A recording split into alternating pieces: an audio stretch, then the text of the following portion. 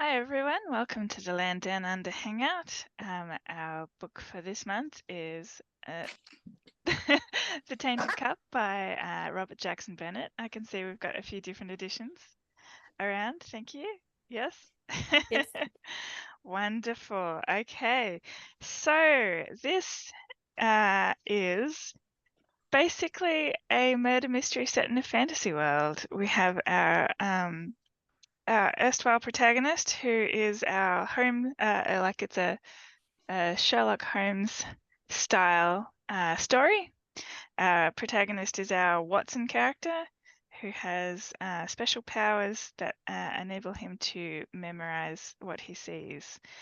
Um, and he acts on behalf of the investigator to investigate the crime scenes and then report back to her so that she can make the connections and solve the crime. And he is called into a scene where a tree, let's say, has sprouted out of a person and killed them in the process. So that's the very basic premise of the story. Shall we give general thoughts? Sarah, would you like to kick off? Oh, sure.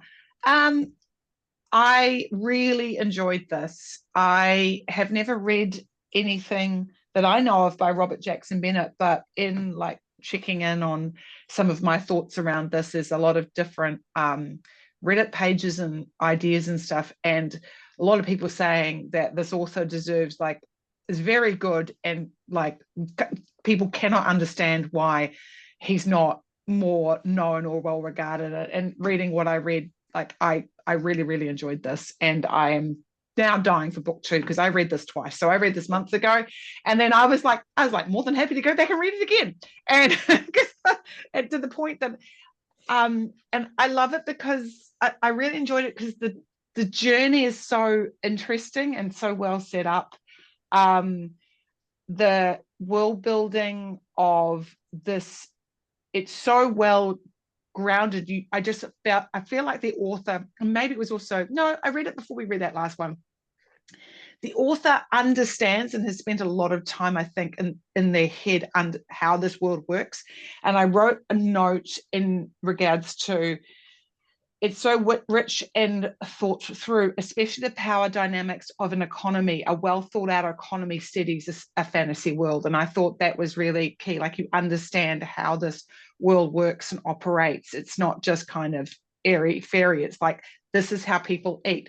This is how we move things around. And so I really enjoyed it. And there was just a lot of, I enjoyed these two characters of Din and Anna, and I also really enjoyed a lot of the other characters we met in the world, and I look forward to getting into that. There was some really good dynamics at play, and between the seriousness side of Din to the levity and the kind of um, uh, no fucks given attitude of Anna. It was like, it was a nice ebb and flow, so you never felt like you were staying too dark for too long, which was really cool. So Cool. Chris? Yeah, no, I absolutely adored it. I plowed through it in a couple of days and had trouble putting it down.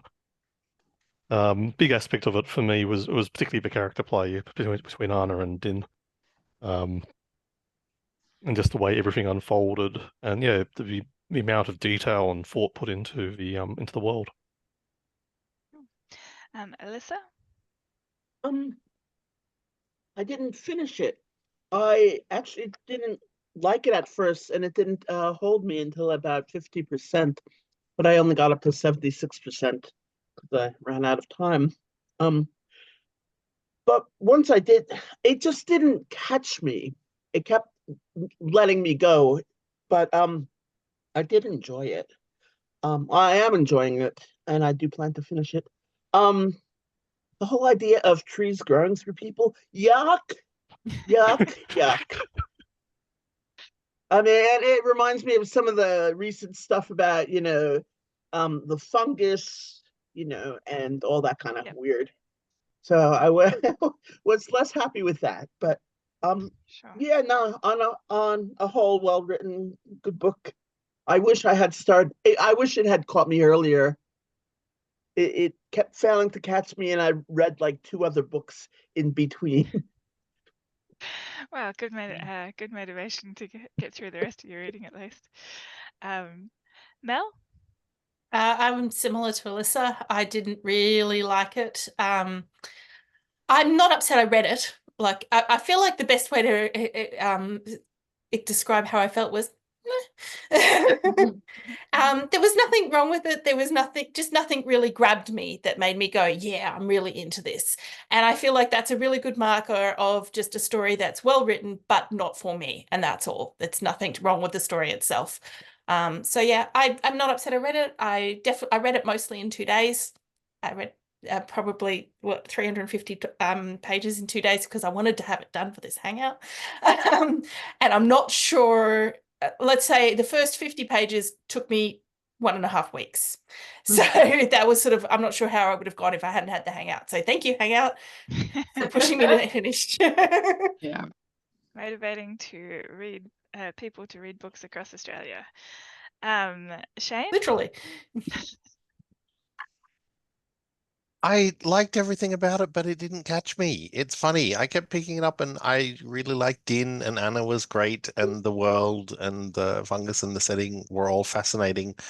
And then I'd put it down and not feel like picking it up again. So I'm about 30% of the way through and enjoyed everything I've read so far, but not bothered at all. Like, happy to be here for the chat, and will either keep reading it or put it down, and not really mind either way, I think. It'd be interesting to hear how it falls out for you once we've had the discussion as to whether you decide to press on or not. Kirsten? I really enjoyed it. I was surprised because I'm not usually a murder mystery. I will read them now and then, but it's not my go-to genre. But I think it was the characters that made me want to keep reading. Like, especially Anna, I loved her so much. Every time she made me laugh out loud so many times, and I just loved the dynamic between her and Din. I liked how like he was so like you know, by the book, and she was just sort of, you know, as she was, and I just liked the way they bounced off each other, and that was what kept me going. I really thought the world building was really interesting as well. So that was really cool. I kind of thought the trees growing out of people thing was kind of cool. It gave me, I was saying to Matt in the car on the way before, it reminded me of the weird shit in Annihilation. Yes, I have exactly that note. I was like it's in that world, but it's like they decided they were going to build shit in that world and live there, and I was like, that's kind of, yeah. So I really liked it. Yeah, I enjoyed it. I don't have many other comments. I suppose we'll get into that later. Cool. Yeah. No worries. Yeah, we'll unpack. As for me, I have read Robert Jackson Bennett's first series, the name of which I can't remember, but the first book is City of Stairs, which was excellent and also weird. And impressed me quite a lot. So he has written another series between that one and the Tainted Cup that we're discussing tonight. So I hope to get to that too at some point. But I thought that tonight would be a good excuse to tackle his most recent foray, and I'm very glad I did, because you know, I love a mystery. I even like a Sherlock Holmes style mystery. And the setting was fascinating. So I am really kind of sad that I have to wait until April for the next book. Yeah. So I guess we will get started. So let's start with the characters of Anna and Din. As I said, they do have like a Sherlock Holmes and Watson dynamic to them. Do we feel it was a bit too derivative? Or do they feel like they were their own people? I haven't read any Sherlock Holmes. Like, obviously I've seen some stuff. No. Don't worry about the actual literature. Think about like the popular canon, let's say. Yep. Oh, sorry, Chris. But I certainly drew the comparison right off the bat. I didn't think It's it was a problem. instant. Yeah, I didn't think it was a problem because Anna very quickly established herself to be her own character in a handful of ways, as did Din. But yes, it was a very apparent comparison very early. And I've- I didn't pick it at all, so that wasn't necessarily true. Oh, okay. Interesting. I picked it straight away, but I also felt like the versions in this one, especially Anna, was very based on Benedict Cumberbatch version of Sherlock, and that is the one I'm most familiar with. So I felt like it, even though I've read some of the books and things like that, I felt like that was the version that Robert had sort of sat on, and I don't know for sure, obviously, but that's what I got from it, because there was that. There were so many features that was there, but without quite the level of obnoxiousness. But yeah, it was definitely there. Do I feel like it was too much? I felt like that's what he was trying to do. It was deliberate, so it didn't feel like too much because it was deliberate. Yeah. No, we can't hear you, Sarah. Sorry. I couldn't remember which one was which, and it isn't going green on me at the moment, so I wasn't sure. Can you hear me now? I'm guessing you Yeah, can. yep. Yeah, because it's still on Elizabeth, so I wasn't quite sure. I picked it straight away, but exactly, I was like, but that's to me, it was like the author's gone. It's a what if story. What if Holmes and Watson were, actually, Living in in the a world of fantasy annihilation. world, and what if they were neurodiverse? Like that to me, like that's enough of a way of kind of like, because it's a, what do you call it? It's a remix, right? And I've got no issues with a remix. Everything's a remix. It's like, well, what if we do in the, that's how people pitch stuff. So yeah, I really enjoyed it. And to be fair, yeah, I've watched a little bit of Holmes and Watson, but I think the other thing is a lot of great detective stories often, certainly the ones I like are with more than one person. So it's not just a Hercule Poirot or a or whoever named some of the other great detectives. I can't think of anybody at the moment. But Agatha Christie. Yeah, but didn't she write Hercule Poirot? Oh, you're right. Sorry, I'm Yeah, thinking of the other character, but I can't think of another character now. Yeah. Miss Marple. Yeah, that's it. Yes. Yeah, and the ones I've really enjoyed are always like one of my favorite movies is actually Seven, which is interesting because David Fincher kept coming up in my head. I thought he would want to direct this. He would love this. It's so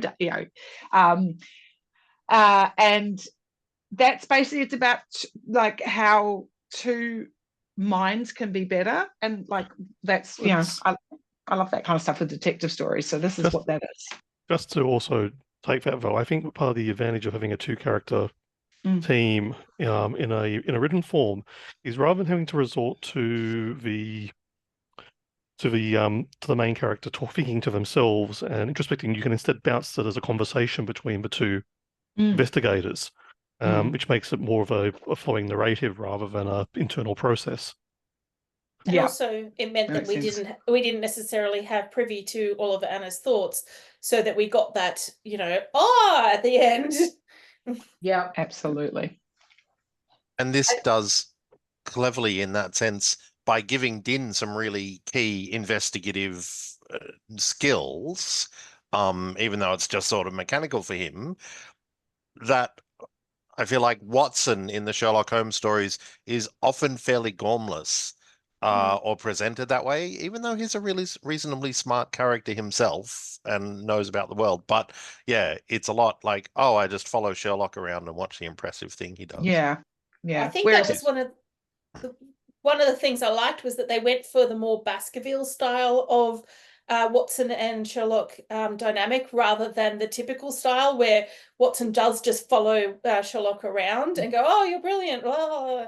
This in Baskerville, he went off and did do all of that research and bring it back to Sherlock, and that's how they took that vibe for this one, which I thought was the clever way to do what they were doing with this. I thought that was a smart choice. Anything else, it wouldn't have worked as well. And also setting Din up as he is in training. So, and he has he has a neurodiverse issue, and so does Anna. That prevents her going out, and so only together can they really solve this. And so I haven't watched a lot of Holmes and Watson, mainly because it feels like, and you guys can tell me, is it Holmes kind of just needing to like explain why he's so brilliant at solving shit, and Watson just happens to be the person who has to suffer that? Because that's kind of what I've seen sometimes. It depends on the version. Like Right, I feel right. like, for example, Elementary has like a bit more of a balanced pair with those two, and that was with Lucy Liu as the Watson character. Gotcha. I think saying that like this type of story is derivative of Sherlock Holmes is a bit like when you're reading fantasy and someone says it's derivative of Tolkien, because it's like it's such a seminal work in the genre that it's quite it's understandable that things are derivative of it, Yeah. I adore Martin Freeman. Are we Din casting now? Sexy as fuck. He's too meant to old. be super tall. He's too old.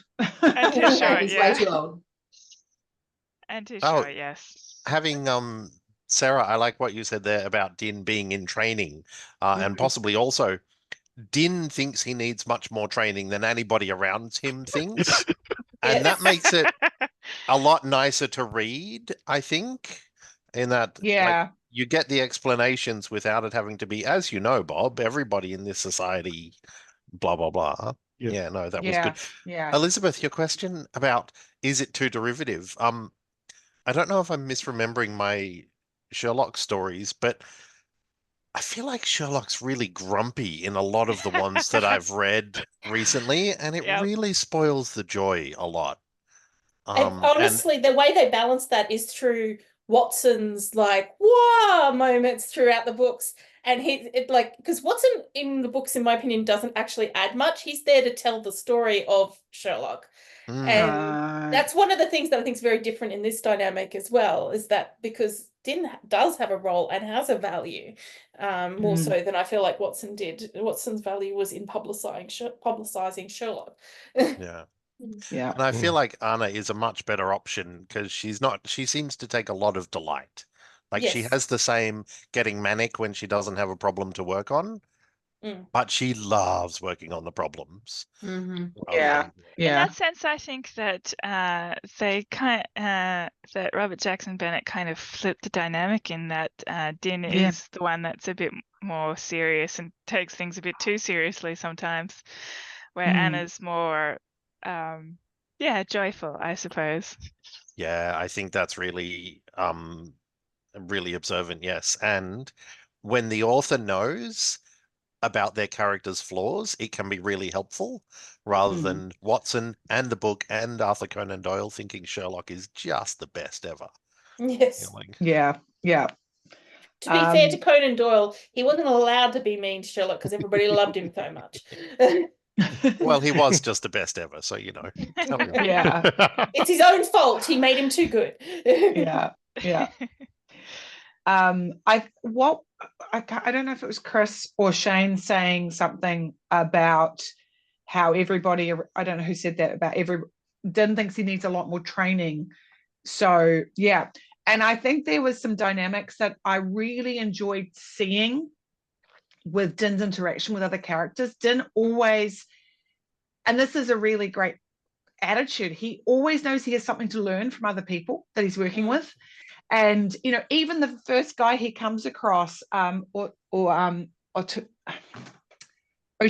he's that guy that when he gets to the gate and won't let him in, and just kind of wears it, because he's got this 18-year-old guy. But actually, when he comes back the next day, he comes up, greets him, says, "You were right about this. Great idea," and just gives him this information and also imparts other bits of info, because he's gone, you actually proved you like what I think you were saying before about Din is happy to learn. He didn't sit there and, you know, push him too much or lord it over him. And I felt the same way about Miljan. Like there were so many moments because you know it's a murder mystery, so you're like going, who did it? And when In we the met back of your mind, Miljan, you're suspecting everybody. Yeah. yeah, right. And Miljan, I mean, there was the moment, you know, because when he sees him, he's just eyeing him up the whole time, and by the end of this, you know, I was so sad that he had retired because I loved the dynamic between Miljan and Din. I thought they, again, the two of them had different outlooks, but they actually made a really good team.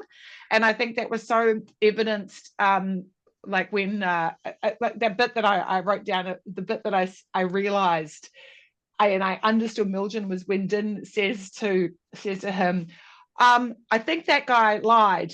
In fact, I know he did. Would it be okay if I interviewed him? And he's actually kind of like going, you know, I don't want to step on your toes here, kind of thing. And the guy and Milton's like, that would be perfectly lovely. I was like, Milton, I like you. And you're like, yep, this guy, yeah. And and they did this whole good cop, bad cop routine. And I was like, I'm here for it. This is awesome.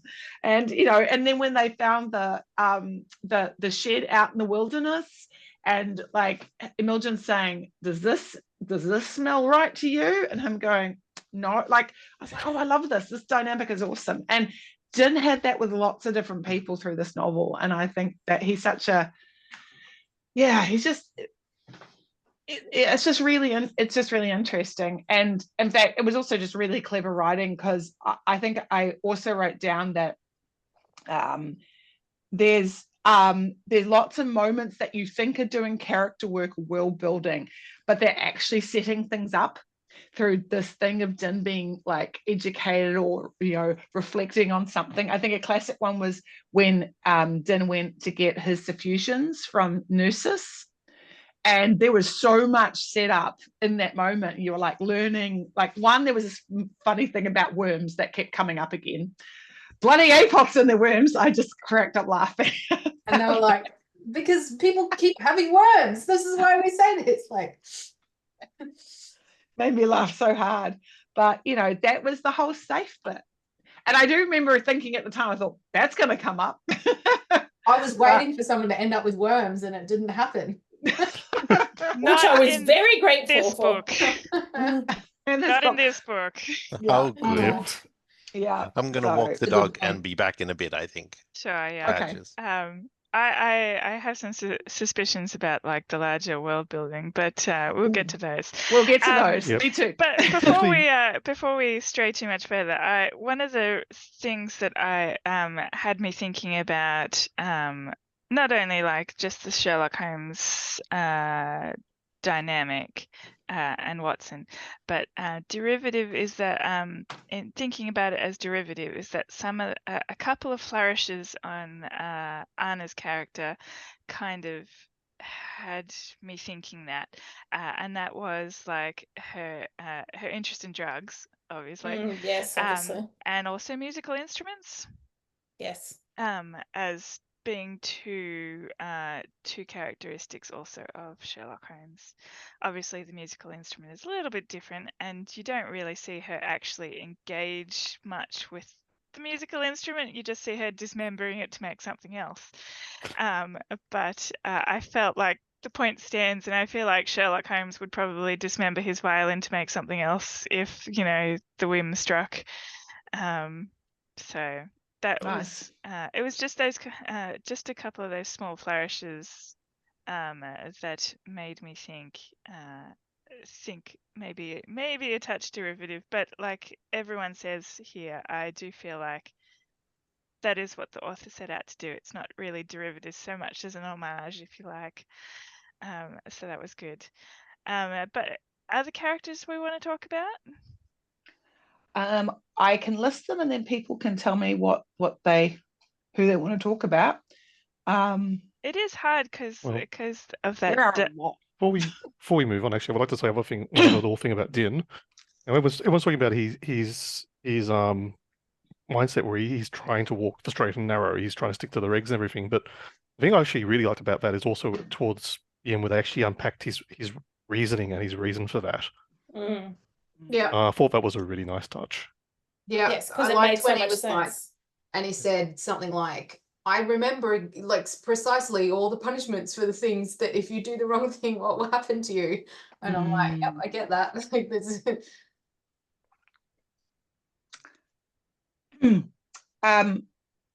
So Captain Strovey, swoon.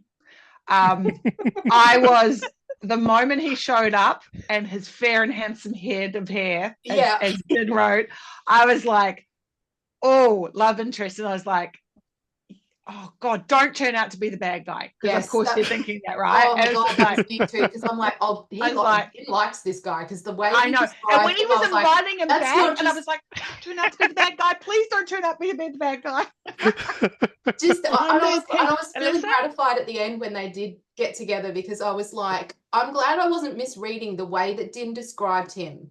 Like, I was like, that's not just how you describe a person that you just see. I'm like, that's how you describe someone that you're attracted to.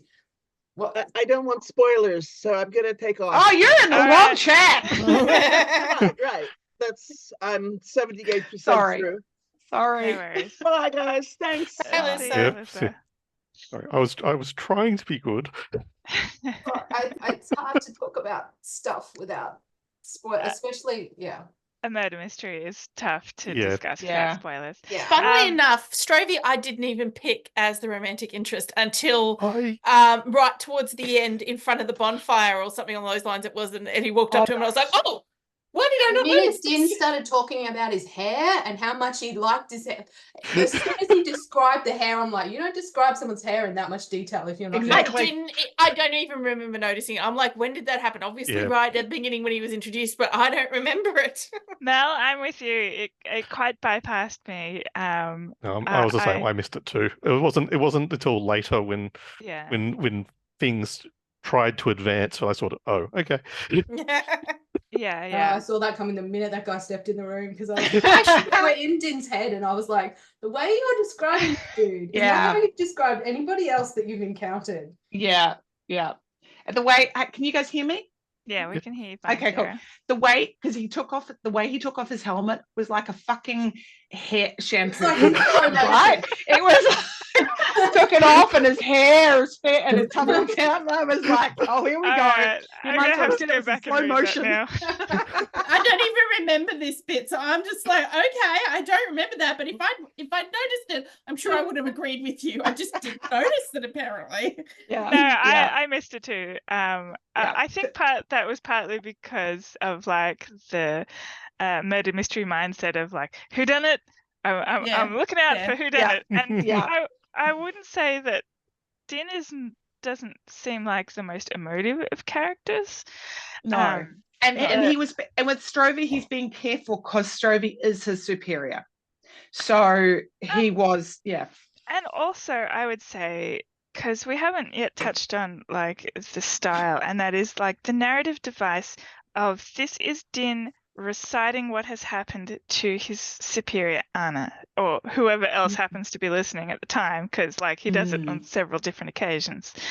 And so I can understand why like it's a bit stripped back in terms of like the emotion, because A of all, that might just be what Din's like, and B of all, there are people listening that he would prefer not to like spout his emotional life to. And also considering what he does for a job, he has to somehow separate, that like what he sees, which is pretty horrific. He has to kind of like you know what I mean? That word, yeah. Which cops do have to do, and unfortunately it does, catch up with a lot of them. But yeah, they do have to kind of go, there's this, and then I put that in a box and I put it aside, and then I go off and do this. So to speak to that though as well, you've got to remember though, this really is Din's first experience in this sort of world, in this sort of life. Up until this point, he's simply been trained as an engraver. So there might be some natural detachment just because it's part of the memorization process, but he's not actually been desensitized. He's never, his first exposure to a murder scene is that first scene. when he walks into the first site. And what a first murder scene. Oh yes. Yeah. But interestingly also about the detachment side, I believe it is intentionally part of Din, because even Anna calls him out on it at one point. And he's called Right. forth to the Kazi, to their estate. Yes. The Hazi, yeah. Yes. Yeah, Yes. Anna preps him because she believes, at least with anyone, he's probably the most immune to their sensibilities. Mm.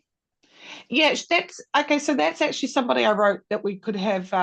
So we've got what are they called? Those in the UDEX, the Isla Lits, you had who turns out to be the bad guy. Sorry, Shane. Nusus, the Apoth, and Callista. Is she an Axiom? I couldn't quite figure that out. These are the things that like I was listening to the audiobook on like 1.5 and I'm like, there's little things that just was like I had to learn to go, you know what, I'm just gonna let these details go, like the things that I can't remember. Yeah. Because I'm just not gonna. Yeah, I agree what with you. ranked is who. Sometimes the number of characters got a little bit too much for me. Yeah. I was just like when I figured out that Strovie was a love interest, I was like, wait, who the fuck was he again? Yeah, Yes, a little I bit. was struggling a little with the character count.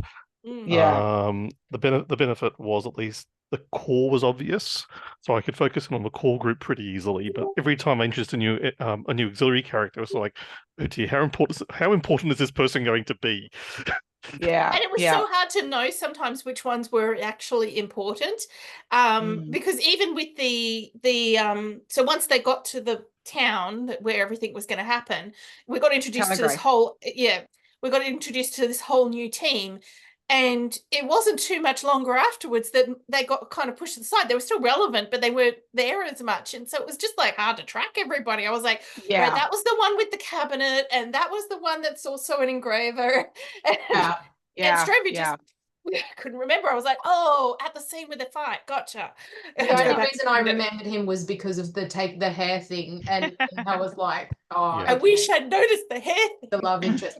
But I tended to, when someone was in a scene, I'd be like, oh yeah, you're that one.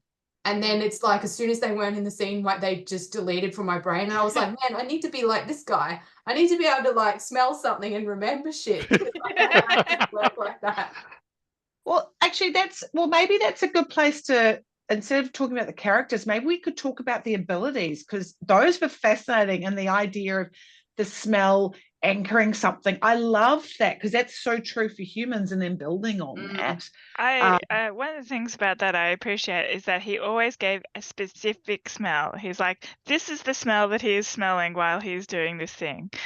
And I liked that a lot. I liked it, but also I did write down a note of what happens when he runs out of smells. Does he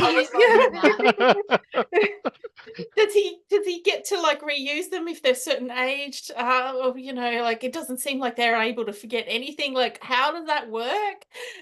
Maybe eventually you end up with just lots of stuff in the same file. Like now I smelled mint and I get this memory and that memory and that memory and that memory. Yeah. Maybe that's why those people go a bit crazy at the end when they're. That's what I figured. Like I figured they must have to kind of go, well, I haven't used this one for a while. But then you've got APOTs like Nusus who are always cooking up different things. So maybe there's always different scents to try. I think the smell is just like a filing system. Like it helps you access that particular memory, because you still can remember things and access them.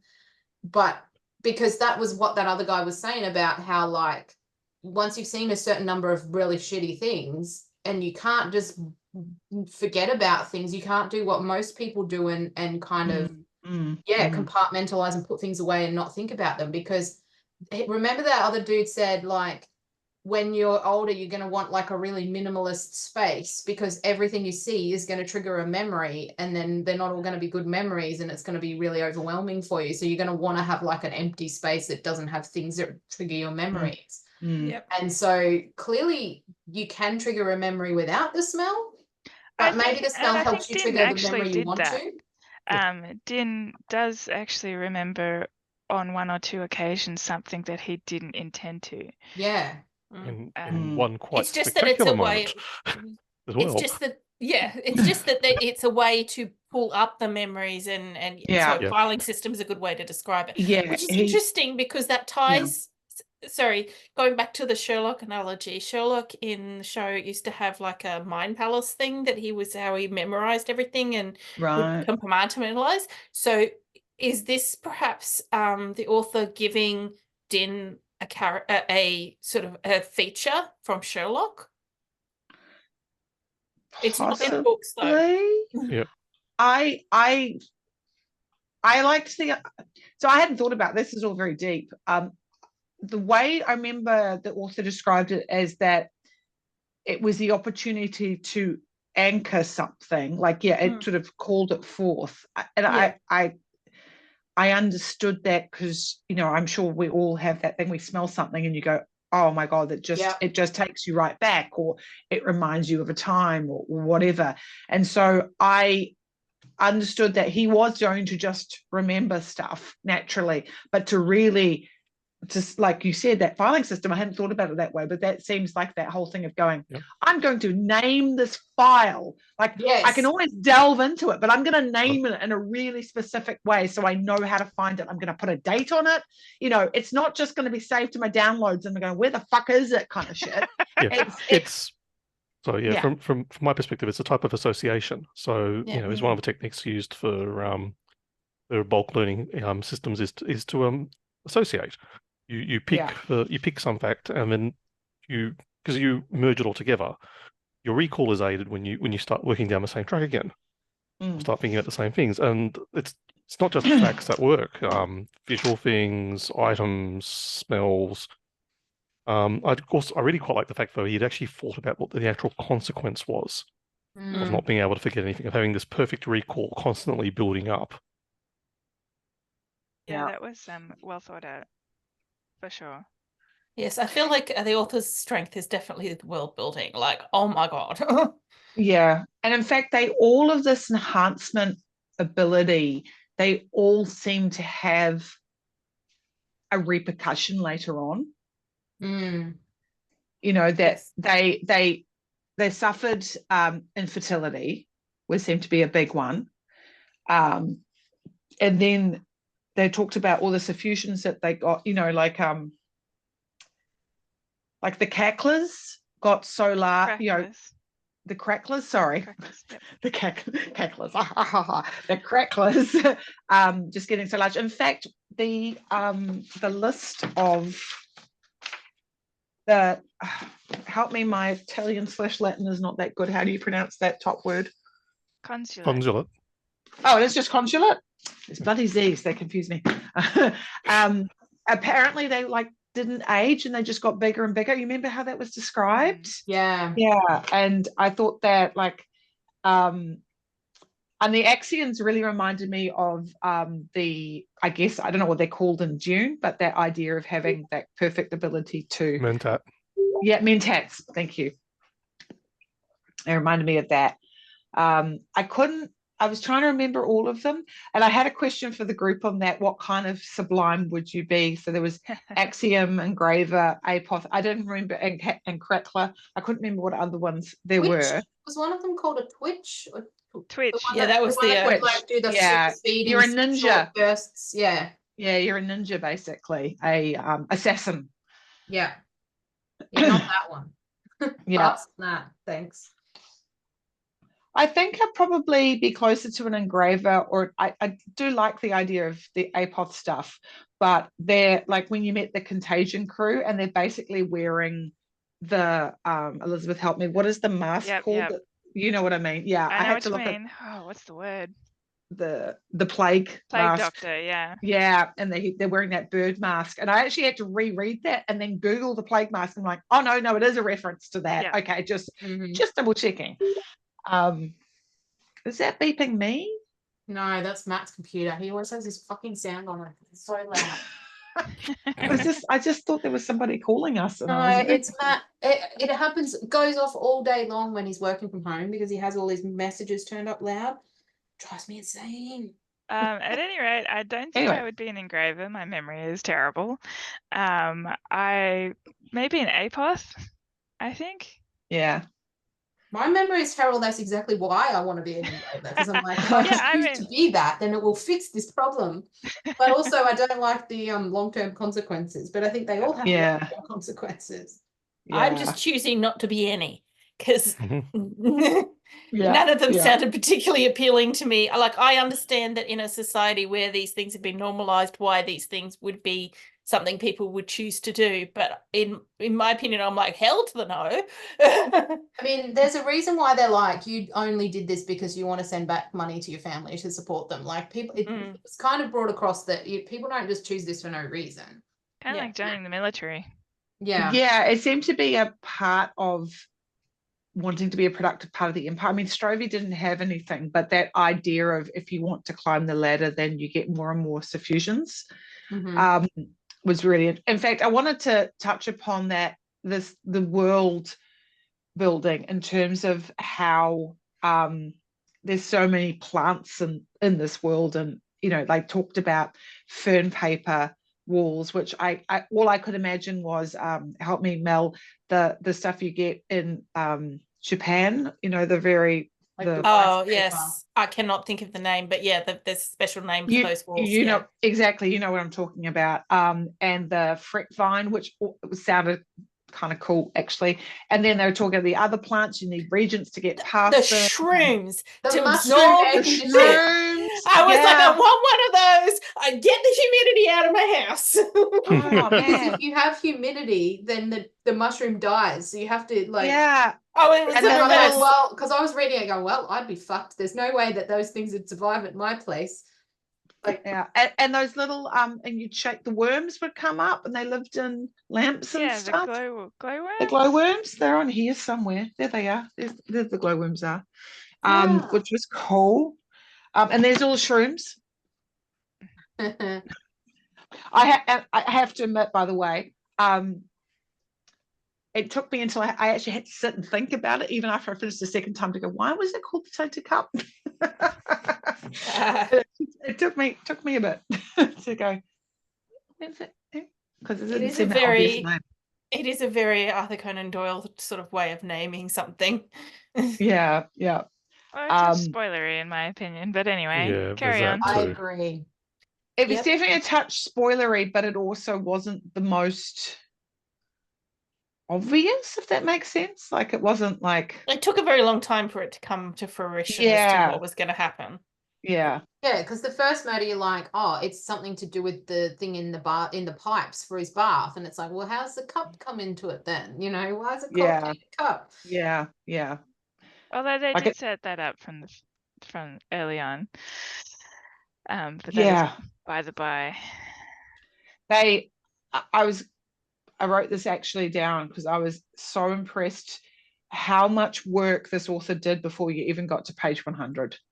I was like, the history regarding Oil Pat is before we reach page 100.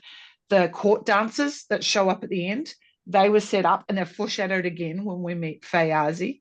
Din making tea was the first time we met Anna, was that happened. And then actually the Thread of the Leviathans and the that breach that happened, which is actually the catalyst, that was really cool. The sword set up with Miljan, and then it was just, there was so much work that it's just very skilled, because you don't really realize until I read it the second time. I'm going, bloody hell, it's just, I just thought this was building the world, and I'm like, fucking hell, it all came around. Very, very good. Very good. And also, I just wanted to say, on the subject of style, in a way, it takes a little while for Din to actually get to the murder scene, right? The first murder scene. And in all that time, yes, they're doing world building and introducing you to some important concepts and stuff, but it's also building the mood and the atmosphere and that sense of dread. It's like, oh, what's he gonna find? There's people screaming in the mansion, Why are it was just so messed up? beautiful horror vibes. It was great. And then exactly what you said, Kirsten, about it. Basically, I was like, oh, this is like Annihilation. That's all it's what I thought when he found, what was his name? Cars? I can't remember. Can't remember. Yeah. And then when we met Anna, because I thought of you, Mel, when I've read that, I was like going, oh God, how's Mel going to go with this first chapter? And then speaking of, I have a bone to pick with the people who were like, yeah, no, it's just the first chapter, everything's fine. No, it fucking wasn't. Because of the basement stuff where that, and then there was The also ending when the crackler got changed into the tree. that was horrific to read. I was like, oh shit, and closed the book. Yeah. And then we found the what's her name woman in the lab, and I was like, yeah, I was reading it listening, going, oh, Mel's not going, like, because I was thinking the same thing in the back of my head, because I was about to the same point where you were, Mel. Yeah. And so I was like, oh, okay. And then when I got to that bit, I think you were slightly ahead of me, and I was like, I wonder how Mel went with this, because this is actually Mel would not have fun. Mel was sad Mel. Sorry, Mel. So I thought, sorry, I didn't find them as bad as the first one, because in the first one he's engraving it, so he's really looking, and the description of the jaw was like the bit that I was like, oh God, I'm finding this tough. Poor Mel is going to find that. And that's why I was so pleased when we met Anna, how much levity there was in that. Like, she had trapped that poor guy and was boring him senseless. And he said, oh no, she's trapped another, like, and I was like, okay. And he's mouthing, help me. And I thought, thank God, because it was very Fincher at the beginning. If you like Fincher movies, it was really, really Fincher. And I love a good Fincher movie, but I was like, thank God we got a bit of levity, because and Anna really was that, provided that levity, and like you were saying, Elizabeth, that balance for Din's quite serious nature. And he is still working his way up, so he's trying very hard not to put a foot wrong. Especially because he's got a big dark secret. Yeah, and actually, I thought that antagonist at the beginning, his old teacher. Yeah. I thought he was going to, like, I was like, oh, here we go. And then he never turned up again, which was good. I was expecting him to show up again. Yeah, I was expecting something to finish off that part of the story at the end, and we didn't really get it so much as, I mean, he got his, Ding got his promotion certification. I'm not quite sure what to call it. And so that kind of puts paid to what was being threatened at that stage. Yeah. So I was expecting more. I think the only thing that I think it was doing was setting up more of the Hazes, or however you say it, Hazas family, and that he was in their pockets, because that was why something happened. I can't remember. Like, it was this housekeeper that had the housekeeper, and then came out and threatened him. So he was like, well, that's interesting. How and it introduces you to the idea of the economies of this world, where basically government army can be bought and bribed by the rich. So that was, which is set up right there and then. Yeah. I do feel like the payoff for that encounter was at the end, where he comes clean to Anna about what has happened. I mean, what he did, sort of thing. That's where I see that paying off. Yeah, and I concur with that as well, actually, because if that really does conclude the whole, no, this is why. Yeah. Although, and also though, I found that exchange very funny, because like Anna's reaction to it, I'm like, yeah, like I can, like, I fully appreciate what she's saying there, because like, how could you not expect that she would have figured that out? Yeah. How did you not realize, as she said, that when you were doing those letters and stuff, that it was perfectly obvious that, and she knew and was not talking about it? Like, I was like, dude. I loved how she was like, now I'm mad at you that you thought that I didn't know. Like, She's like, do you think I'm an idiot? Yeah. So very wonderful. We've already established you're not a good liar, Din. True. Yeah, it's true. What did you guys think of the races? That was interesting.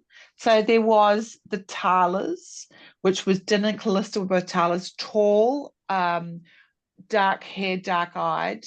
The I'm going to say it wrong. Oil pats or something, which seem to be like the Danish or the Swedish people. They're all blonde.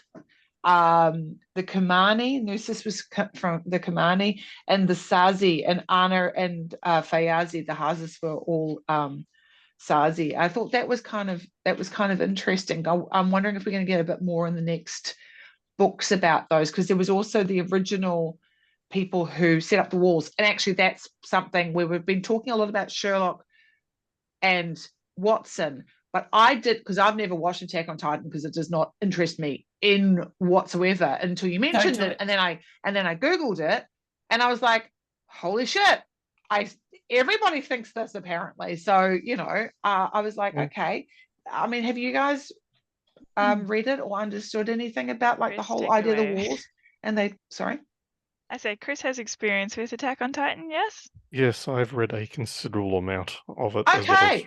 watched. Well, what did you think? Did you feel like there were some parallels that the author is drawing, or not because really? the fact they are called Titans, the Leviathans, and the Leviathans, three walls and things? Not really, because part of the thing about Attack on Titan, though, is the walls are part of the mystery of the series. Right. None of the characters understand or know how the walls got there. They just always were Right. there. Right. So when one is suddenly breached, it's a big deal. Whereas in the Tainted Cup, no, the walls are very much a man process. Like they built them. Yeah. Yeah. They built them to keep themselves safe, and they are prepared that if one is breached, that this is how they will fix it. Yeah. It's not pretty, but it's their plan. Yeah. Whereas, in Attack on Titan, like there's no thought about securing the wall. The wall is breached, and everyone panics. I would agree entirely. Like there's an initial impression because they're talking about these Leviathans, these Titans, there's walls. You make this initial association. I actually think the better thing to relate it to is the walls in with the kaijus. Lord of the Rings? Oh, no, sorry. Pacific Rim.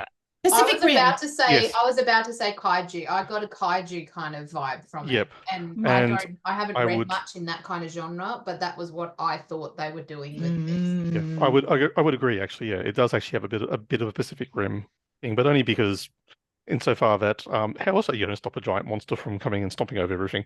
Yes, and Yeah. especially because they don't have giant mecha.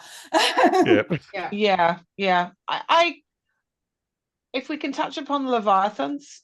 I would like to circle back to the thing about races, but we can segue to Leviathans first if you would prefer. No, because I think that's going to prompt a big discussion. So let's go back to races. Okay. I was going to say that in the City of Stairs series, he also does some interesting things with the setting there, in that it kind of has... I can't remember exactly how this goes, but it's got like I think might be a 1940s sort of technology era thing, like there are motor cars and stuff. Right. But it's like if, and I think that it's set, I'm not 100% sure, but it had a feeling like it was set in our world, but like an alternate version where Europe had been conquered by, I can't remember, another global power, basically. I can't remember whether it was like Asia or Africa. Okay. One of the two. But like the continent was sort of like looked down on, is more the colonized rather than the colonizers sort of thing.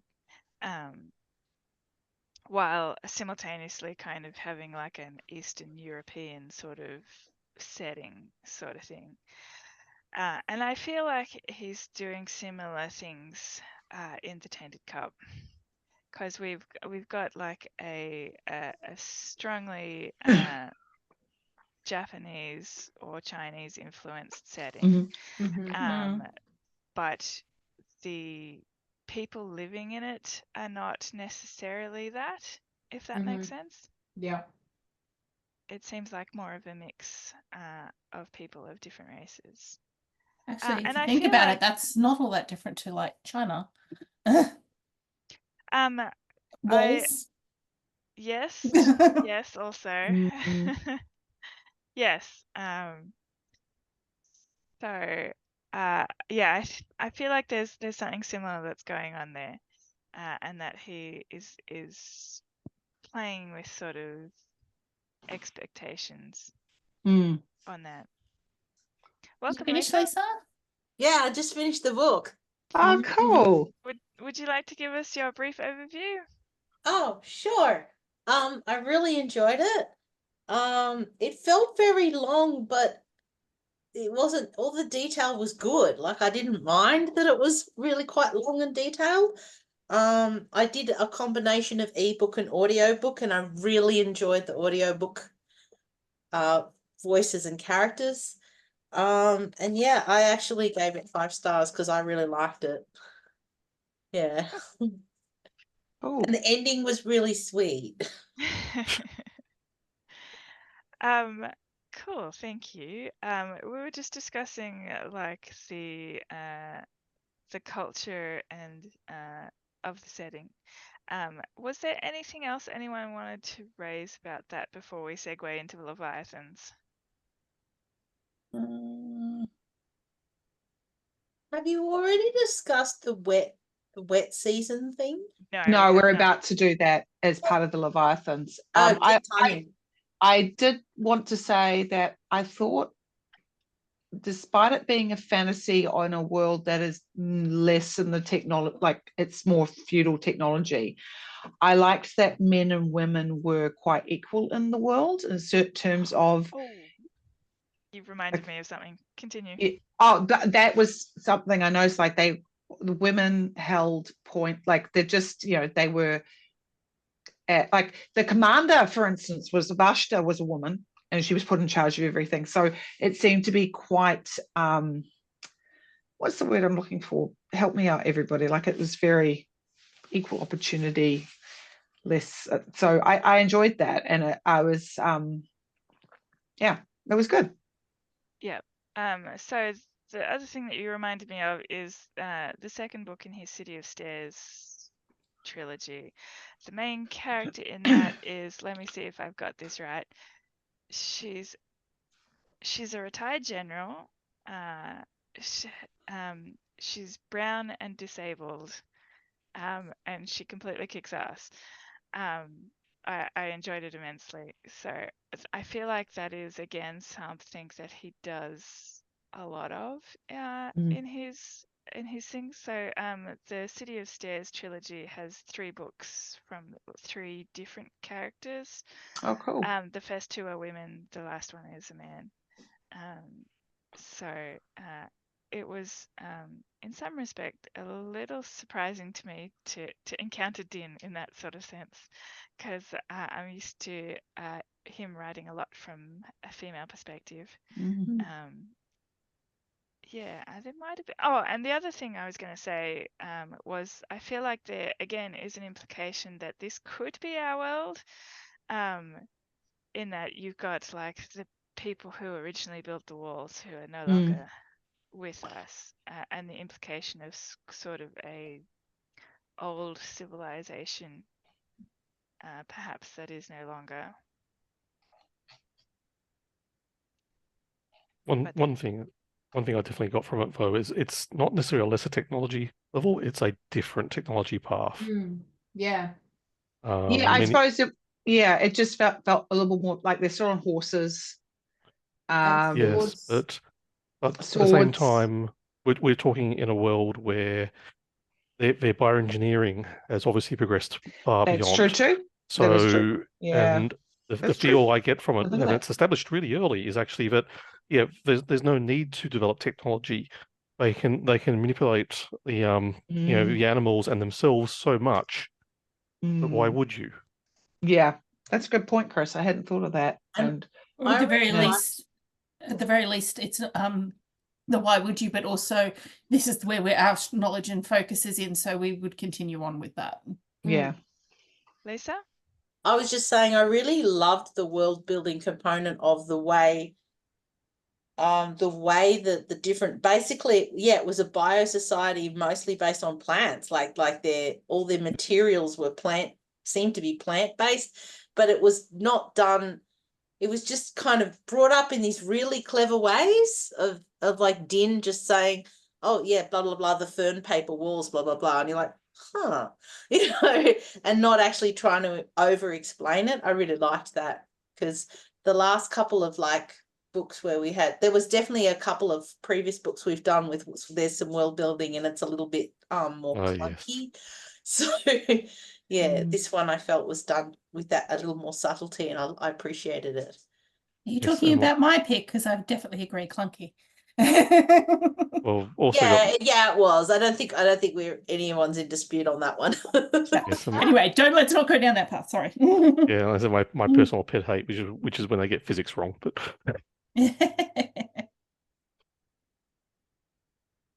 Leviathans? Yeah, let's chat. So there's a section where Anna explains that they don't know why she says Titans come ashore.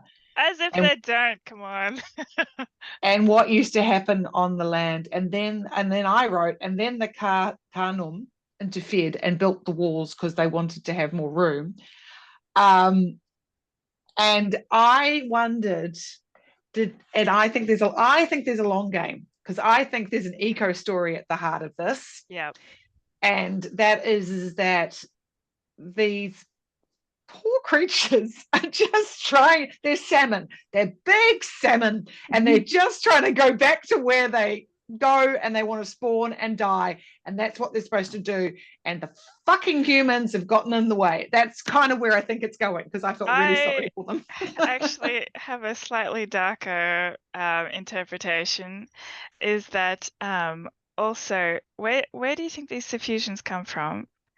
Well, yeah, Leviathans might just be trying to get back to their babies that the humans are taking and using in dubious ways. I thought the suffusions came from the blood of the Leviathans. Leviathans and their corpses. That's what I understood. They said, yes, but where are the corpses coming from? Yeah. The ones that they kill. The smaller ones that are found on the Hazelland, for example, is like, do they say that? I missed that completely. Yeah, the ones, the ancient ones that are like hundreds of years old that are found and used on the Hazellands. The dead ones, do you mean? Or do you mean the skeletons? There were skeletons. Yeah. But there's definitely a bit where Fayazi Heiser says they're smaller. They were smaller. We don't know why. And also the discussion of worms. Oh, you think it's going to come round? He is good at that, isn't he? I shall be waiting forward to find out. I shall also, but yes, maybe that's darker than he meant, and maybe it's more like salmon and humans interfering with the natural process. But there are definitely different ways of doing that, and if a human can exploit it, I think they will, as I feel like this sort of narrative has set up. It's certainly a dark world. Yeah. Certainly, and there's, I think part of it actually is some of his own commentary upon some of the events occurring in the world too. The gentry in particular. So I thought it was hilarious when Din was like, "You did this for money?" And I was like, "Yes, of course they did. Why does this surprise you? Of course they did it for money." Like, sorry, which bit were you thinking? Din was surprised at the end when he finds out that like the whole point of them doing like the covering up the murder was so that they could get the land to go up in price. You mean the hazards? I thought you meant you had just for money, and I was like, yes. How they got all that money in the first place? They got it by screwing other people over, and like it shocks you that they would do something like this for money, because it didn't shock me. They bought and bribed, mostly bought the like people like the guy who was his superior, and they bought the affections, I don't know what the right word is, of the 10 people who ended up dying. But also they blocked the the cure. cure. Apple grass cure. Yeah. Yeah, but I'm just saying, how can you be like, as you said, Dim was surprised when it had been there the entire time through. It's like going, that's just but I mean, he was surprised at the extent, I think, the fact that they would destroy an entire canton, you know, and for money. and then didn't really feel like for trusting, sees the good nature in the world sort. Yeah. Well, also that, but I think he certainly has a blind spot in this respect because he is doing it for the money to send home to his family. And I mean, that's on a small scale, sure. But I think that it makes it more difficult for him to realize that people are doing that on a bigger scale.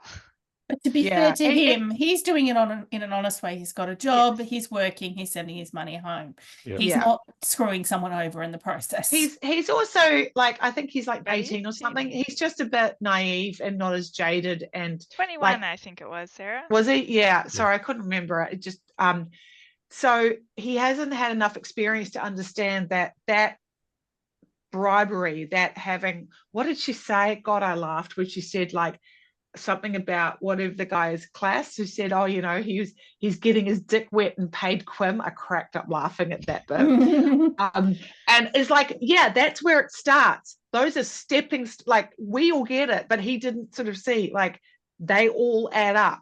And when you have everybody in your pockets, and that's why they do that, that's how you end up in this thing of going, oh, well, we're just going to like make an entire canton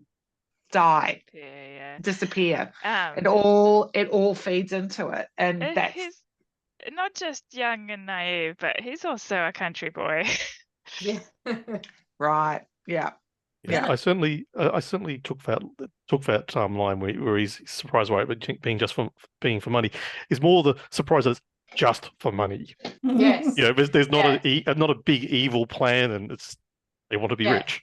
Yeah. Yeah.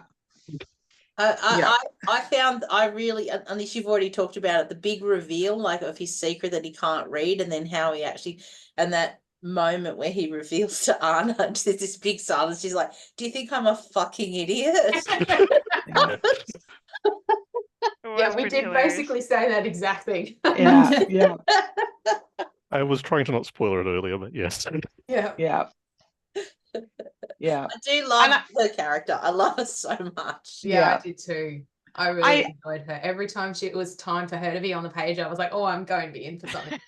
Yeah. Like when Fayazi turns up and she's like, here we fucking go. I was like, hell yeah. Actually, that's one of the things that I really question, because she was there literally to deal with this situation, right? Like there was a bigger plan in place as to why she'd been positioned where she was and everything. And yet when Fayazi showed up, she just went hard at her and got kicked out of the room. And I'm like, was that part of the plan? Was there, like, I'm not quite sure. Or did you just lose it at that moment? I think she lost it a little bit. Yeah. And probably because I think it looks like the Superior wasn't in on what was happening. So, yeah. But what was I going to say? Well, there was something Lisa just said before, and it made me. And the fact that they did it for money, and then you had on the other side who kind of went the wrong way for justice. Do you know what I mean? Like it's almost it's this kind of counterbalance. Like he was equally as awful. Like you did this for justice. Like it is almost that. Like it's almost like you did all this for justice, and actually nothing you did was justice. You know. So I thought it was this like, now you say that, it's like this really nice counterbalance of going, you're actually you're just as bad as they are, because you're so like intent on, well, this is the most important thing, and it doesn't matter. The ends justify the means, basically. So it was really interesting. I did not suspect him at all, and in fact I forgot the second time I read it. I was like, I'd forgotten, and like they really were setting up nooses, of course, because when we were out in the field, and I was like, oh, was it nooses? Because she was like, she's the APOF, so she would know how to fuck up things, and then Yeah, He's an excellent, innocent, guilty party. Like, he was really good. No, It but was that very clever. kind of went the other way for me because I'm like, who amongst them is the least likely person to be it? And so that kind of made it a bit more Once they obvious. got rid of Noosus, then I was like, okay. And it really isn't until reading it that I realized how many breadcrumbs, the author puts in, so I was like, oh, so I clever. felt really sad for Uhad, I gotta say. Like, I Well, don't know. I kind of like, yeah, you messed up big time, but I was like, I kind of wanted to like him, Mm. I put Yeah. down the note. Basically, this was one of those weird ones where you've got the bad guy is not actually being bad, he's just the murderer, and or the people he's killing are actually the bad guys. But he also Except for killed. But he the went off and engineers. killed the engineers, but he also killed his co-conspirators. Like, he set that Yes. up. And that was Yes. a bit for me. I was like, that's an asshole. That's a purely asshole thing to do. Because he was going to go off and retire in the first ring. Yeah. No, So- Well, he wasn't No, just he going to wasn't. retire, though. No, Yeah. he's gonna go He was there to seeking further continue- revenge. Oh, revenge on the he Haas. was off to do the next part, this next So stage he- of his dastardly deeds. He was Gotcha. becoming a vigilante, murdering Right. vigilante for justice. God, that's First, it. Yeah. his retirement to the first ring was just his access to the people that he wanted to get to. Right. Gotcha. Interesting. Did anyone else think that the holes to the base of the neck were going to be like the development of guns? I thought they were bullet holes, and I'm like, oh. Yeah, just I kept thought so thinking too. of the stiletto thing in the X-Files. That was the only thing that I could get out in my head, but that's probably a me thing. I mean, it made more sense. The Twitch made more sense given the technology of the world. Yeah. and To be honest, though, it isn't that different from what a gun does, just without gunpowder. It's essentially a hammer, a very fast hammer, which is Yeah. But it has the bombardment. Well, that's why That's I thought it was a red true. herring, because they were talking at they one have point quite gunpowder early and they about have the flares. the So they new have gunpowder flares. bombards. There was, and I thought, oh, maybe the new bombards are these little guns, but no, it was like a big giant Cannon. cannon True. thing. Like, Well, maybe No, the that is a fair stiletto thing point. was a type of gun because it had to be able to do that. It has to have some power behind it. No, the gets power speed. was the Twitch. Oh, it was? Oh, okay. Yeah. I Yeah. thought it It's was the like, speed generates the power. Gotcha. clearly the Twitch is like got high strength as well as speed. well, you need to overcome inertia somehow. So Yeah. I mean, it basically was what's the mutant that's really fast? Quicksilver. Oh, Yeah, yes. Quicksilver. That's Yeah, him. Yeah. I just watched a thing about the sister thing. What was the show? WandaVision. I thought, the scene where he's at Fayazi's and she brings out like one of her courtesans who, I thought he did really well in writing that, so it was the most unsexy thing ever. Oh, it was It horrifying. felt was awful. horrible. It was absolutely horrible. Like, and the woman, you felt like, I felt so awful for her because obviously she was some type of slave, and then she had that big, like, basically had what sounded like a horrible boil underneath her armpit, which just sounded like the most unsexy thing. And I was just like, I was very impressed by how it was, like there was nothing sexy about the situation, just the pheromones were set. And so you kind of, I was like, I can completely understand how Din is, because it's in Din's perspective, managing to resist this, because he just goes, this is not actually me. This is not the way I feel. Yeah. Anyway, I just thought it was really well done. I was But really impressed because it described him as being unbelievably aroused and like having to maintain, but also somehow like, get his, repulsed as well. in control of, Yeah.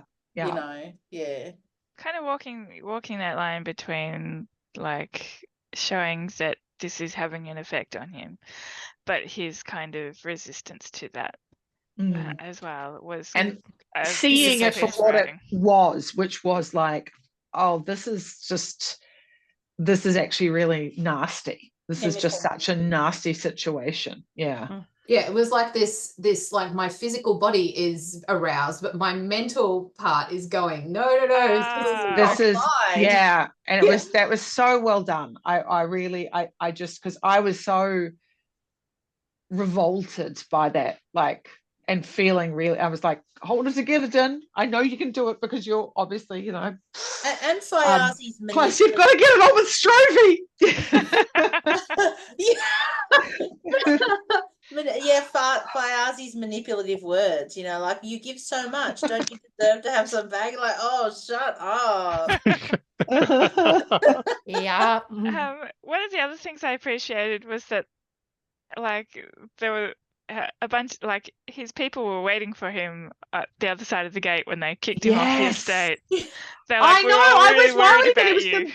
I was worried he was going to have to walk home. I felt terrible for him, but they I were all was there. worried and they I were was going to like, have oh, somebody yay. ambush him on the way home when they were like, chuck him out at the gates, but don't take him any further. I was like, who's gonna ambush him on the way home? That might have Ah. been the intention, actually, to send the The Twitcher Twitch. Yeah. after Or he, just the let the Twitch. brigands that are Yeah. around take care of him. That was what I was worried about. I was like, oh my God. Right. Get, Yeah. like, They on the way set that back. up pretty They did early. set that up. Yeah. I was just happy that because Milgen was there. Who else was there? It was mostly Milgen, right? It was mostly Mildred Milton, but there yeah. was someone else too, I Yeah. think. Was Yeah. Uhad there? I'll I find don't it. think It's okay. I don't think that was Yeah. it. But Yeah. anyway, I mean, if he wasn't going to get murdered, he could probably have used a nice stiff jog home in the cool night air. Yeah. Yeah. Indeed. I was just, but he was exhausted from that. Like, it was mentally draining. He did say that. Yeah, was and that was also the thing. Like, Milton was there for him, and I was like, Oh. why are you? So, did anyone notice that he said towards the end that it looked like the Leviathan was trying to speak? Yeah. And I'm wondering if that's being left open as a potential going into the next story. That's a good Yeah. point. Yeah.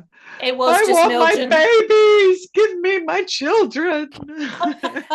It was just Milton and 2 legionnaires that picked him up Oh, at the gate. okay. Got it. Right. Yeah. Yeah. Milton, yeah. But again, love Milgen, and hopefully we'll see him in the next one a little bit, because I mean, it was a nice setup to get him, like, get Din outfitted with a really cool sword, though. absolutely. But they just had absolutely. But I also just really liked the growth of that friendship, and that they both brought something. They both had it. Like, Milgen is obviously very experienced, and he, anyway, I just thought they both really worked really well together, and it gave him someone in the field that he didn't get when he, because he doesn't get to have Anna in the field. So it's nice to have someone to bounce things off and to have different eyes when you're looking at a crime scene. And I just thought, yeah.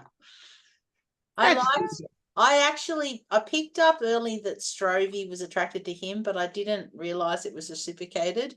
Yeah. Oh, really? Until I have a bathing station in my room, and I'm like, oh. Me, Sarah, that were like the Prince Charming from Shrek when he does that thing with his hair. Yeah.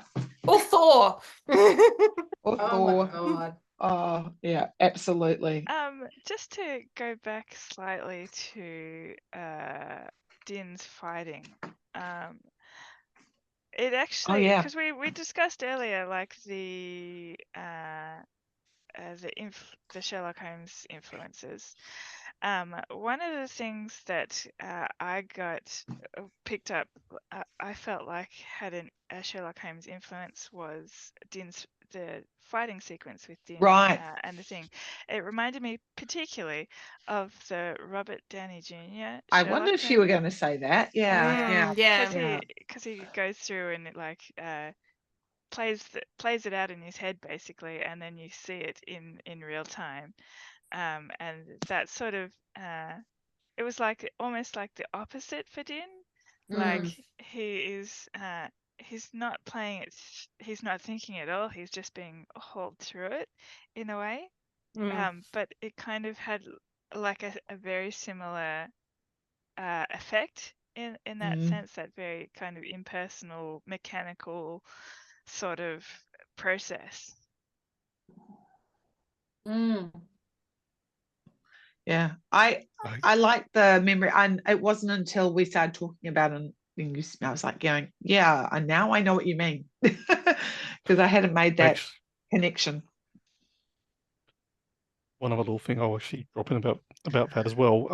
The way that links, of course, into the memory and the muscles, Mm. and the fact that Din has no awareness that this is not a normal thing. Mm. Mm. And I That know was- that's not an acquired skill, but I want that one. Thanks. Yeah. And I think that I believe she suggests that it's because he's lacking. It's his dyslexia that allows him to This is a have that. compensation for it all. Yeah, Something yeah. along those lines. I wouldn't say it allows for it. I said the way it's presented in the book to me always reads it's very much a trade. Like he's Thank gained you, this yeah. ability, but he's lost this other facility. Yeah, or it's a compensation. I liked that term of going, well, if I can't do this, then I need to find some, and that's been enhanced. So in the same way that he traces letters, like it's almost, like Well, that I kind of figured thing. to me it was kind of like how they say when someone loses their sight, they get extra sensitive hearing Yeah, or something along yeah. those lines. That makes sense too. It sort of Makes fell sense. into that kind of category in my mind. Yeah. But Yeah. I got the vibe that he actually had those abilities before he was engraver, because didn't he have? Yes. Yeah, like that's actually he's not like what Anna was saying about what's naturally me, that he's naturally someone who has dyslexia but also has this incredible muscle memory skill. Yeah. Yeah, and then presumably the engraving has just enhanced it or enabled it to another level, including being able to use it to memorize writing.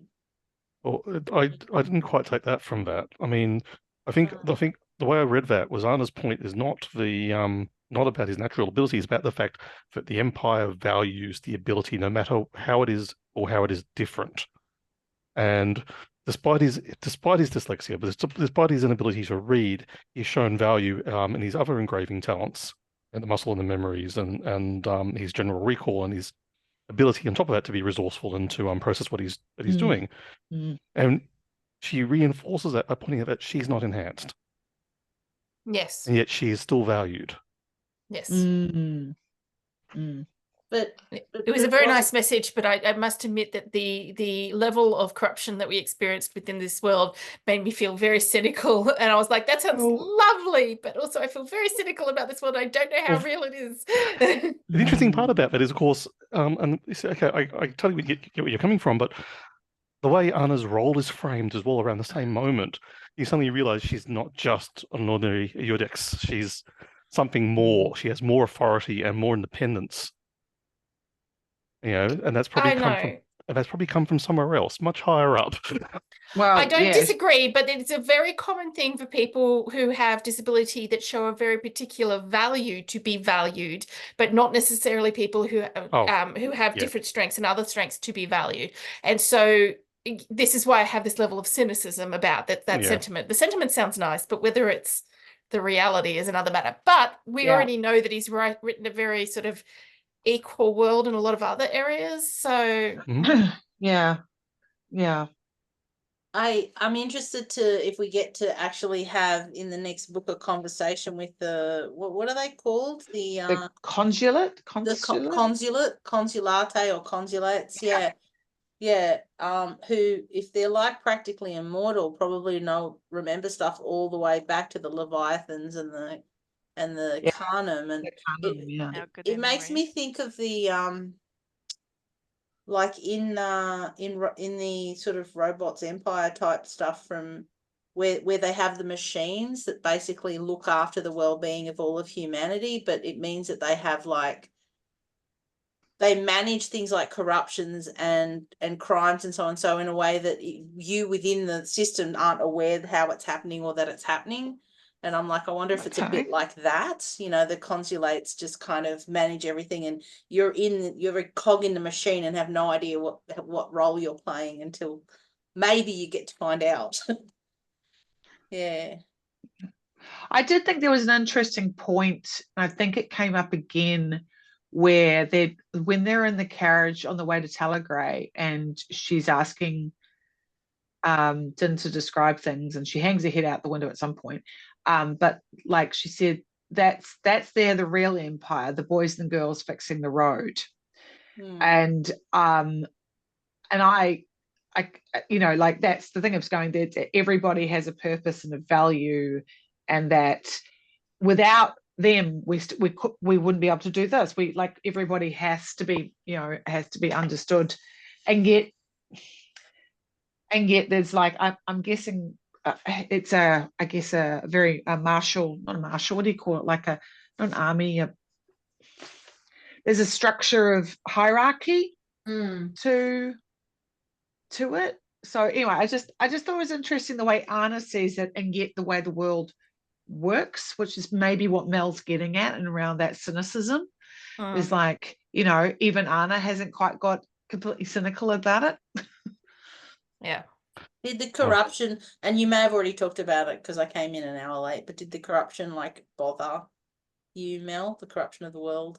Oh, look, a lot of my problem was the fact that this book's strength, in my opinion, lies in its world building, and world building is not usually one of my doorways into a story. I'm character driven, and I did not feel particularly bonded to any of these characters. None of them were bad. I wasn't like, oh my God, I don't like these people. I just wasn't really bonded. And so the corruption element and the darkness of these Leviathans and these walls and all, I was just like, this is not fun. And I just didn't have anything to pin myself to go, here's the hope, here's the thing. And so, corruption especially was a major one that sort of made that feeling be like, I don't really like this. It wasn't a bad book. Not even close. Not even slightly. There's not what I'm trying to say. Just not your thing. Just not your thing. Just not my thing. I needed a glimmer of good and happiness, and this just did not have it. Everything was bad. I think I was also going through it and pinning my hopes on there'll be a good ending. There'll be a happy ending. Sort of.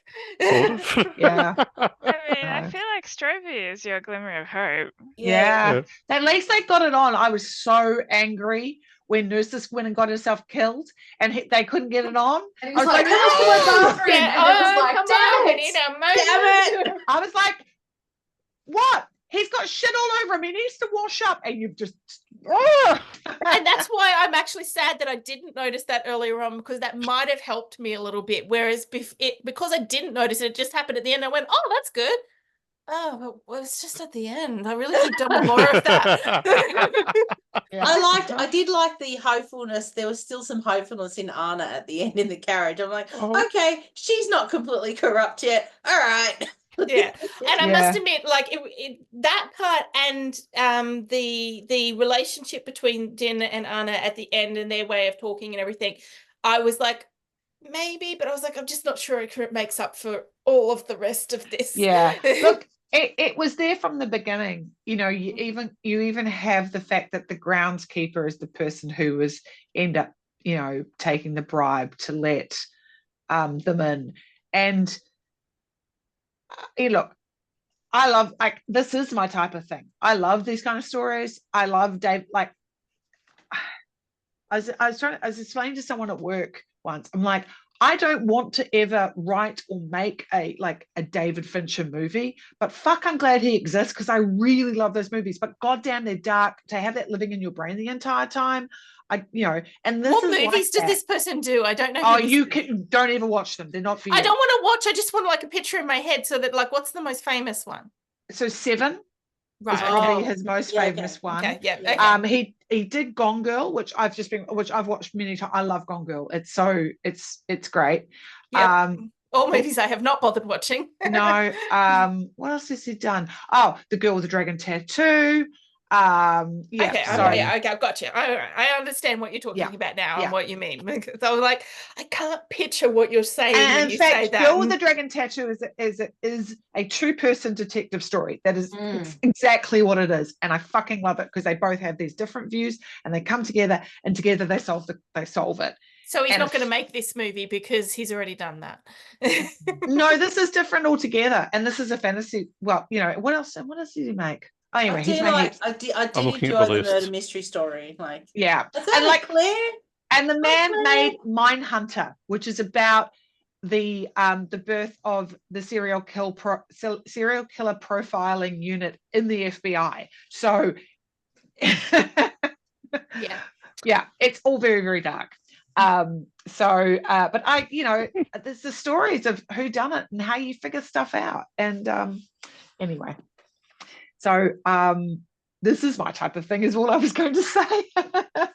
Yeah, and that's the thing. Like, that's what I could recognize while I was reading it. I was like, I can see why this book is getting really, high star ratings from everybody else, while it's still not working. It's not for me. you. Absolutely, absolutely. We need more legends and lattes type stuff. No, look, I love that book. what I like about our book club is that we do pick and read different books, and sometimes I manage it and sometimes I don't. This was a case where I did manage it. I don't regret reading it, but I could not see myself continuing the series. I might come to the hangout so I can find out what happens. Yeah. I'll tell you what goes on with Strovie. Yeah. Exactly. I want the juicy scenes. And the really funny, any funny monologues from Anna when she gets a really good head of steam. Yeah. Question. Hang on. Before you get started, Sarah, Mel had one other thing to say. Oh, no, it wasn't really important. I was just going to say, if it turns out that, in continuing books, the world is not as dark as it seems from this one, because we're in the outer rim and maybe that's part of it. I'm not holding my breath, but I'm saying if that was to come to be, and you guys were like, well, yeah, sure, actually, you should continue on, I'd be like, okay, well, maybe it'll be better for me because of that. But I'm not holding my breath over it. Definitely. There's going to be more murders and there's going to be more corruption. I feel like this is going to be a mainstay. I'm going to say, given I said I wanted to say this earlier, but I kind of lost the moment. You were saying Anna seems almost optimistic about the corruption, and I think in large part, that's also driven by her role. Like she's there. The feeling I really get from the end is she's not just there to investigate. She is there to help deal with the corruption and resolve it. That is her charge. Yeah, that's really the sense I get from her. So yes, she would believe, in the ability to deal with the corruption, because she is part of that. But she did go so far as to say that in that very last carriage ride, which was the whole world isn't just this, it's just we're in it. Yep. So, and saying that to Din, which was because he is a young man, he's very serious, a bit too serious, and they're in their outer third ring as well. Placement. They're in the hardest. They're at the front of the war. Yeah. If you were in the first ring, you might feel a bit differently. That's the place of privilege, isn't it, as well? I would expect that to be where corruption is at its darkest. She's needed most. But anyway. Yeah. Absolutely. So was there anything else we wanted to cover, or should we wrap up? I was just going to ask, some people had said in Reddit that the swearing took them out. It didn't take me out. Up. Like the fact she used, I have no issues with it, because to me, I'm like going, I'm pretty sure the etymology of the word fuck is quite old. So I mean, you can't say they can use all these other English words and then say fuck is out of place, because that's bullshit. I don't think any of the swearing was gratuitous either. Like it was, and it was really just Anna did 90% of it, right? Mildred a bit, the other 10, and that was about it. I feel like it's one of those things that's no different than we're using English language. We're not necessarily assuming that they're actually speaking English, but we're reading English. So therefore, fuck is just a replacement for what they would have ever said in that place. Yeah. And also, Australian standards around swearing are not those of the US, which I imagine most of this commentary is coming from. I think, they were more saying in a fantasy world, there's sometimes certain language can take them out of things. They can say that, but it is a US cultural issue that is very much not an Australian cultural issue, if you catch me. And so they can couch it in those terms, but that's not really what's going on here. And I would also say, I really hate it when authors make up swear words so that they don't have to use actual swear words. I don't know. There's some really good ones. Sometimes, Brandon rarely. I liked frack in Battlestar Galactica. I started just using that. I was like, Like Milton says, As a teacher. taint, and taint is like, you know, he's Yeah, meaning it in that that's way. But yeah. But I'm like, that was fucking awesome. I want to use that myself. Sure, I feel like What was the other some one? like when it's Stupid when as it's down to balls. phrases, that is okay because that can add to levels of world building. But when they just come up for single words to replace fuck, like frack, Yeah. that seriously Okay, annoys yeah. me. Especially because frack sounds so similar. They've done it It deliberately. grew on me. The Mm. frack grew. The way that the characters used frack in that series really grew on me. I was like, yeah, I can. Because it was clearly meant to be. This is what they're saying. I feel like that one in particular I- is a television related one I anyway. was because going to it say it tries- was probably that, about we yeah. want to be able to put this show on whatever Fox or whatever it was Yeah, that I won't mean, let us have it. I will certainly give a TV show a bit more leeway on that, not in a book. Yeah, no, I agree. Say And it's a especially fucking because game. I think especially too, because in a book you're just reading it. In a TV show, it's down to the delivery from the actor as well. Yeah. And if it's done well, it does work. But when it's not done well, it Cool. Anyway, thank you. I didn't take me out, but I have read, just to be clear, I have read things before where it's a little bit, and it's not swearing, by the way, it's more actually kind of, is it called a conjunction where you shorten words sometimes? Yeah, I can. Yeah. Where are my English majors at? Contraction being like can't, don't, won't. No, it's not even that. Yeah, sometimes. It's kind of But like that. you though. know, like are you meaning like delulu for delusional and things like that? Oh, right. I don't know. I know there's been some where I've read and gone, why has every character said they're speaking a certain way, and then something. Anyway, I've had that happen sometimes where you just feel like it's a little bit, I feel like I've just stepped into like a modern conversation, and it's not swearing, it's just Oh. yeah. Oh, Yeah, the idiom change is what you mean. No, yeah, there's and no word for it. I feel like that's yeah. more evident when the rest of the language is like in an old-fashioned way, and then there's phrases Yeah. that stand out from it. But I don't. Or think they're that's the trying, case or in they're this. trying to set a world up like that, and then they have all this very modern day language in usage. But I'll think Persuasion using playlist as a term, like it's. yeah, what I think I'll probably try and do is do what you've said, Mel, which is try to think when I read that again, Anachronism. going, That's what you meant. it's yeah, and I think I'm Anachronism. just trying to have that I'll try and put that lens on that you've suggested, which is think of it as that this is being translated, which is, and I'll try and have that lens. I think it's a really good way to hopefully help me not to be pulled out. I don't just think this is just a translation. They're actually speaking a completely different language, and it's been, translated for me as an audience. So I'll try and do that. That's a really good idea. Thank you. That was all. Yeah, I didn't find the swearing took me out. I enjoyed it actually. That was part of what I liked about her character. Yeah. But particularly because she was the one that was gratuitously swearing and other people didn't. And so I think that says Was it about her as a gratuitous? character. Maybe I misused the word. Is that gratuitous the way she was doing it? I thought she was Bit. just I think it was a bit. maybe A that bit. wasn't the best choice. I don't know. But I've got to I look think up that she word. did it a lot, and she did a Look. lot more than any other character. Which Can I say Look, it meant she that- used the word quim, and I'm always after Vaginal Fantasy Book Club. Big favor of that word coming up wherever it does. See, I question the term gratuitous being used because I didn't even notice. No, I I just know with She's her character. like, She did doesn't literally doesn't give a fuck what anybody cares. So she swears. She I was know just just that. we like did. Alice I was Harrowler just like- from Expanse vibes with the swearing. Like that was the Before kind of we like we tangent too much, should we wrap up and continue I our was tangent? just going to Yeah. say No, what it this is did. not a tangent. This is still a discussion of the book. oh, we get off on way worse tangents than this. Yeah. This is definitely We're still talking relevant. about this book. Yes, yes. And I would say that it was a very strategic use of language to build the character. Yeah, So- it just Yeah. felt right. I didn't Agreed. notice because it just felt right. It was fine. Yeah. I- Oh, But then I'm Hang on, hang Australian on. and I Lisa, swear what a were you lot. going to say? I also felt that what it did was the fact that Din was such an upright, serious, professional that on the occasions when he finally did break down and swear, it would just gave it so much more impact, when he's just something like, shit. When he was trying to read the stuff and he couldn't read it, and and he's like, shit. That's right. What did you say? And Like, it just that was a moment. That was Yeah. a moment that called for a shit. Yeah. Absolutely, yeah. In fact, he could have said motherfucker, and that would have been perfect. Yeah. Anyway, I just wanted to say I love a map. Oh, I didn't love a map. There's a audio. map.